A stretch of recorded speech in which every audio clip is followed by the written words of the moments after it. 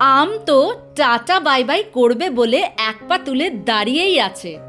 তাই এই 2026-এ শেষ কয়েকবারের মতো পোড়া স্বাদের চিকেনটা একবার করে খেয়ে দেখো। কথা দিচ্ছি আবার সামনের বছর ওয়েট করে থাকবে কবে আমের সিজন আসবে আর এই পোড়া স্বাদের মুরগিটা করে খাবে।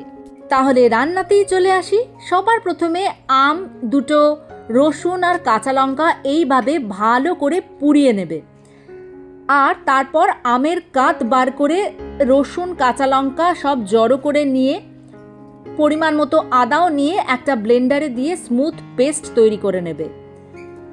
এই পেস্টটা 1 চামচ খেয়ে দেখবে কি স্বাদ। এমনি ভাতের সাথে এটা মেখে খেয়ে নেওয়া যায়। সব কিছু পোড়া তো, তাই এর স্বাদও আলাদা।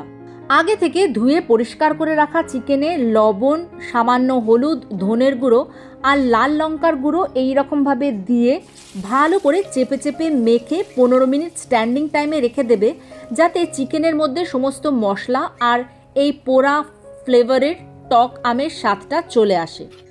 তারপর কড়াইয়ে 2-3টে পেঁয়াজকে কুচো করে কেটে লালচে করে ভেজে নেওয়ার পরই এই ম্যারিনেটেড চিকেনটা ঢেলে দিয়ে ভালো করে নেড়েচেড়ে কষাতে থাকবে।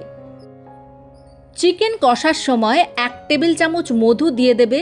টক আমের স্বাদকে খুব সুন্দরভাবে এই মধু ব্যালেন্স করে দেবে। এলাচ, দারচিনি, লবঙ্গ গরম জলে ফুটিয়ে ছাঁকনি দিয়ে ছেঁকে এই গরম জলটা রেডি করে নিতে হবে। চিকেন যখন একবারে কষে আসবে তখন এই জলটা আমি অ্যাড করব। কাঁচা আমের স্মোকি ফ্লেভারটা যাতে নষ্ট না হয়ে যায়, তাই গরম মশলা এই রকমভাবে ছেঁকে দিতে হবে।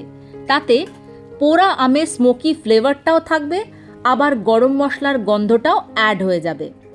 এটাই হচ্ছে এই রান্নার একটা স্পেশাল ট্রিক।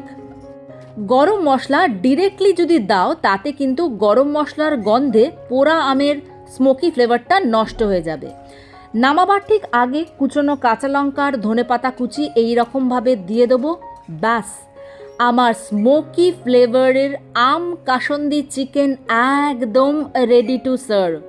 কি যে অসাধারণ খেতে হয়! যারা চিকেন খেতে ভালোবাসে না, একবার এই রকমভাবে করে খাইয়ে দেখো, দেখবে তো চেটেপুটে প্লেট সাফ হয়ে গেছে কিনা। তৈরি করে আমায় জানিও কিন্তু। টাটা।